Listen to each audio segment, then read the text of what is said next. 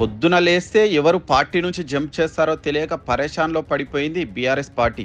అప్పటిదాకా తమ వెంటే ఉన్న నేతలు సడన్ గా పార్టీ మారి షాకుల మీద షాకులు ఇస్తున్నారు. దానం నాగేందర్, రంజిత్ రెడ్డి మొదలు పెడితే కేకే, కడియం శ్రీహరి దాకా ఒక్కో రోజు ఒక్కొక్కరు కారు దిగిపోతున్నారు.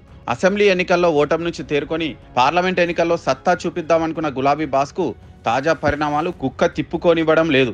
ఎలాగో అలా మల్ల గుల్లాలు పడి పార్లమెంటు అభ్యర్థులను ప్రకటిస్తే ఇప్పుడు వారేమో పోటీ చేయలేమంటూ చేతులెత్తేస్తున్నారు. కాంగ్రెస్ కండువా కప్పుకొని అక్కడి నుంచి పోటీకి సై అంటున్నారు.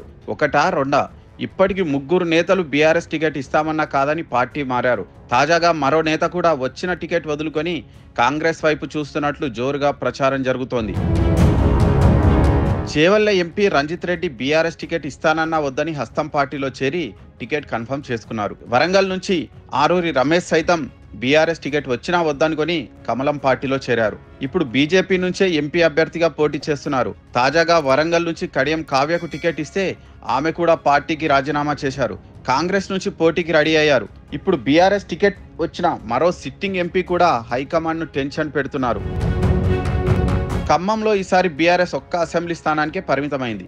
గెలిచిన ఒక్క ఎమ్మెల్యే కూడా ఆల్రెడీ హస్తంగూటికి చేరినట్లే అన్న ప్రచారం జరుగుతోంది. ఈ నేపథ్యంలో పార్లమెంట్ ఎన్నికల్లో గెలవాలన్న లక్ష్యంతో నామా నాగేశ్వరరావుకే టికెట్ ఇచ్చింది బీఆర్ఎస్ పార్టీ. దాదాపు నెల రోజుల కిందే ఆయన అభ్యర్థిత్వాన్ని ఖరారు చేసింది. అన్ని పార్టీల కంటే ముందుగానే అభ్యర్థిని ప్రకటించినా ఇంకా అక్కడ ప్రచారంలోకి దిగలేదు నామా నాగేశ్వరరావు. తన కుమారుడి వివాహ పనుల్లో బిజీగా ఉన్నానని ప్రచారం చేయకుండా తప్పించుకొని తిరుగుతున్నారు. అయితే ఇలాంటి కీలక పరిస్థితుల్లో నామా వ్యవహార శైలి బీఆర్ఎస్ హైకమాండ్కు టెన్షన్ తెప్పిస్తోంది.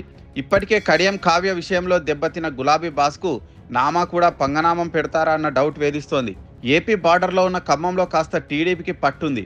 ఈ క్రమంలో బీజేపీ, టీడీపీ, జనసేన పొత్తులో భాగంగా ఆ స్థానాన్ని టీడీపీకి ఇస్తారన్న ప్రచారం కూడా జరిగింది. టీడీపీ నుంచి నామా పోటీ చేస్తారన్న వార్తలు వచ్చాయి. కానీ వీటికి తెరదించుతూ బీజేపీ తాండ్ర వినోద్ రావును అభ్యర్థిగా ప్రకటించింది. ప్రస్తుతం ఆయన ప్రచారాన్ని స్పీడప్ కూడా చేశారు. దీంతో ప్రస్తుతం నామా కాంగ్రెస్ వైపు చూస్తున్నారన్న ప్రచారం జరుగుతోంది. ఖమ్మంలో బీఆర్ఎస్ నుంచి పోటీ చేసినా గెలవడం సాధ్యం కాదన్న భావనలో నామా ఉన్నట్లు తెలుస్తోంది.